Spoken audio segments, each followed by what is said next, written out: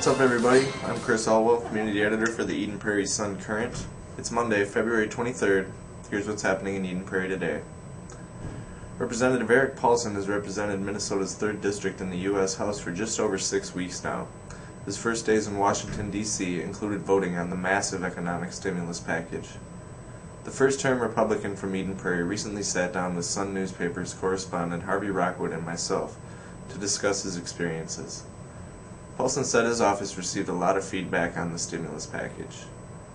Well, actually, we had a lot of feedback over the last two and a half weeks because the stimulus package was, driving so much attention in terms of the news media. So we had a lot of calls that, weren't precipitated by groups, urging, their members to contact Congress. I think there were a lot of people that were sort of reading what they saw in the paper and were calling in for the most part. By and large, mostly opposed, just in terms of wondering, is it really going to help them in terms of actual, stimulus, in terms of, is it going to make sure that I'm able to keep my job or help someone get their job? A lot of skepticism on that front. Though he acknowledges the need for government to take action to combat the economic downturn, Paulsen voted against the roughly $800 billion economic stimulus package. He says the bill doesn't contain enough actual stimulus spending to be effective. I really do understand that people are hurting and there is an absolute necessity for Congress to act, because some would argue that it's not the role of government to act and to take a role in terms of stimulating the downturn in the economy. I take a view that it is important to act, but the stimulus package really, it moved in the direction of just becoming kind of a supplemental spending bill.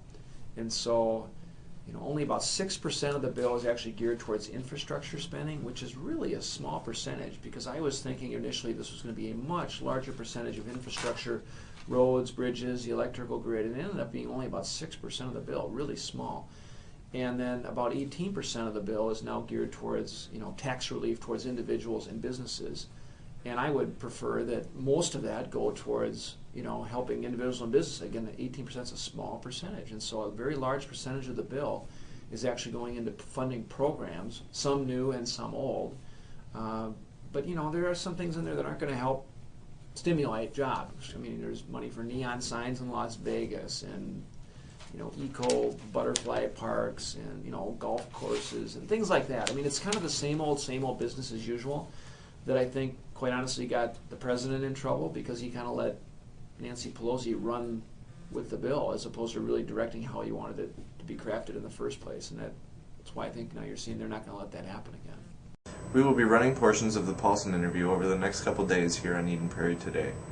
Several 3rd District editions of Sun newspapers will be running a complete story on Paulsen's experience as a freshman legislator. In tomorrow's webcast, Paulsen talks about living conditions in Washington for himself and other House members.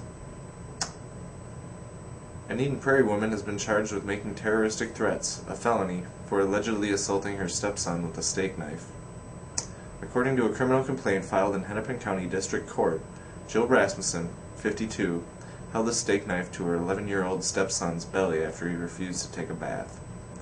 If convicted, Rasmussen faces up to 5 years in prison and a $10,000 fine.